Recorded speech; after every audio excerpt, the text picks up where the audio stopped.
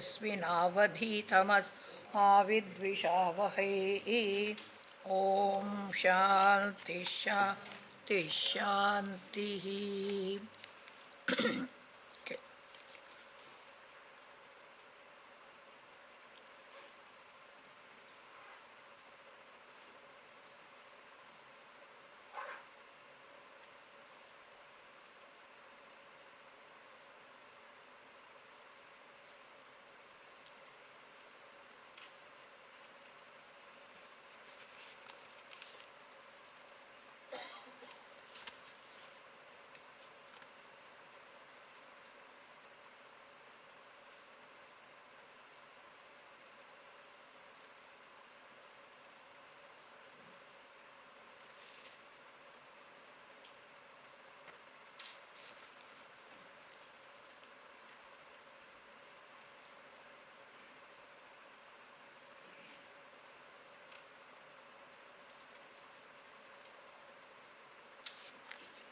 Your first question is a little not clear.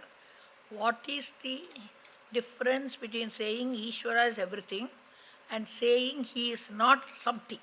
Is that, see, Repeat it a couple of times that you can't say something about it at all or anything. You can say not short. okay. Like I wasn't clear about the difference between them and the importance of that difference.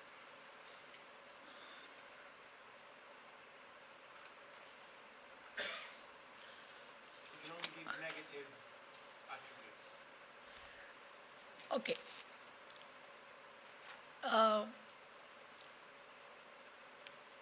Yesterday I pointed out that we look at Ishvara from a relative level and an absolute level. So in a relative level where we can only conceive with certain attributes, etc. So in that way, as a creator, sustainer, etc., we give some attributes, but knowing that the ultimate truth cannot be attributed. So what I pointed out was that we have if you give any attribute, it negates the opposite. Okay. Suppose I am saying an Indian. I am an Indian. That means I am saying I don't belong to any other country. So that becomes ruled out. So any one attribute you give, if you say Ishvara is good, that means what is bad is is not included in Ishvara. So if you say he is tall, that means what is short is not included in Bhagavan. So if Ishvara is everything, short, long, we are going to have one shloka like that a little later. So everything should be included in it. At the same time, you cannot say that what shall I say? He is the one who gives existence to everything that is opposing. But from his own angle, he doesn't have any one quality. So you negate everything and say just exists. So that is what I was trying to say. So from one angle, he is everything, all that is short, all that is long, all that is fat, all that is lean, all that is male, all that is female. Everything is included in Bhagavan. At the same time, he is not any one of them. So you also from the absolute angle, you negate everything and just say he is only just existence, consciousness, and not as an adjective, as the very substantive. That as you keep listening only, the way the Upanishad teaches, it will take some time for understanding. Shloka 5.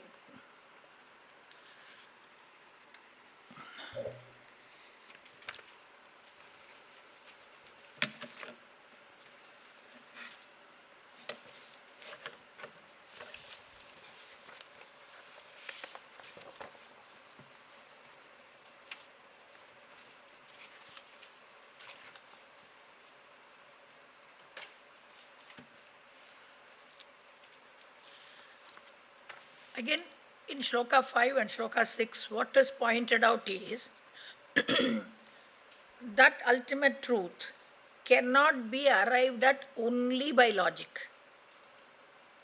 It is something that is beyond logic, because any logic needs data, and the data, we need the data for making what is called a generalization. So in the example I gave, so the smoke is available for your perception. The fire is available for your perception. And then after that you have seen many instances where smoke and fire are always invariably associated. Then based on this data that we have got from our direct observation, then now we are going to do inference. In that inference you see only smoke. That smoke also is seen by you. Then you infer there must be fire. So your inference also is dependent on on your direct perception. Okay.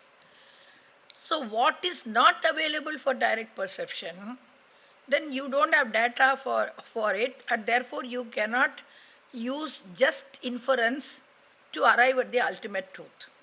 But at the same time, when the Upanishads are saying that this is what it is, you have got what is called supporting logic.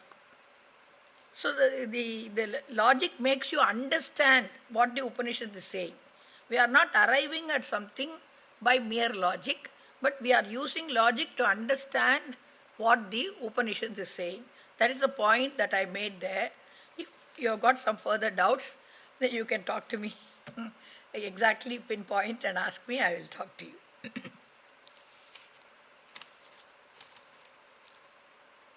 So we say we use Shruti Sammata Tarka.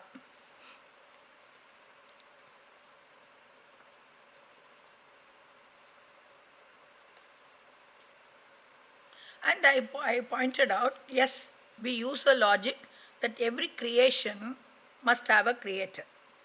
But then the question in Shloka 5, I was saying that you have to have what is your premise for saying that this is a creation? I said you cannot call this a creation because you have not seen a similar thing being created at some other time. And therefore, when you cannot prove that this is a creation, you cannot infer that there should be a creator. But in the second shloka, this is a creation was pointed out from a different logic. It is whatever has got parts, and it has got the parts assembled intelligently to serve a purpose.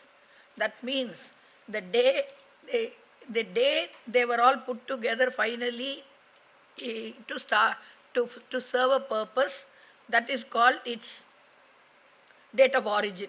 Okay, then that is a creation.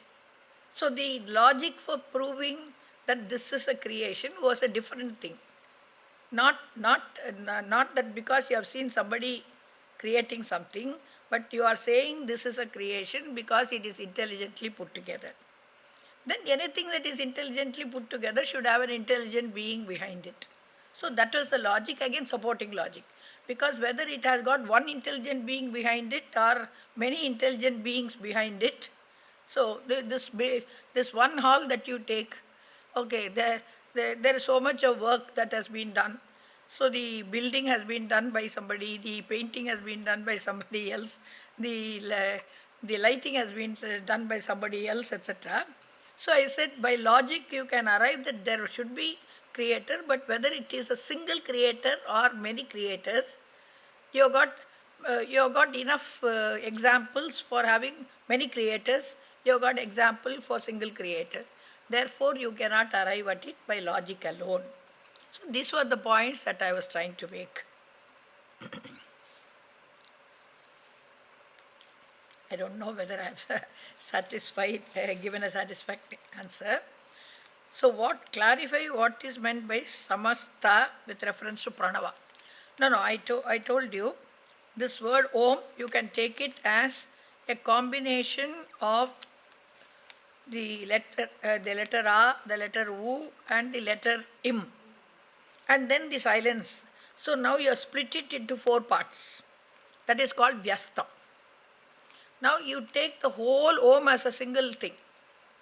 Then you are at that place it is looked at as it is derived from the verb of to protect. So samastam means without splitting it. You are looking at it as one whole. So the names, can we explore some of the etymology of the names? I started mentioning some etymology here. Okay, the whole thing is I've got an assorted group here. So some of my some of my students who have been listening to me for quite some time would be happy if I told more grammar points, but the others may run away from the course. So, so they should also feel at home. So that is why I am not getting too much into the Sanskrit. So in fact, I mean, the regular classes that I take, I use more Sanskrit words. Here, every time I have to keep on inside restraining myself from using the words. I would have just kept on saying Srishti, Srishti, Srishti. Here I had to check myself and keep on saying creation, creation, creation, like that. Srishti Karta, Sthiti Karta, like that I would have used words. So I had to do that because we have got different levels of people. So anyway, some shloka that we are going to take, so that will be no more questions, is it? Then we perhaps will get Sridhar. You have to cut this and then start as a class. And I think the satsang, just like it be, I don't upload it.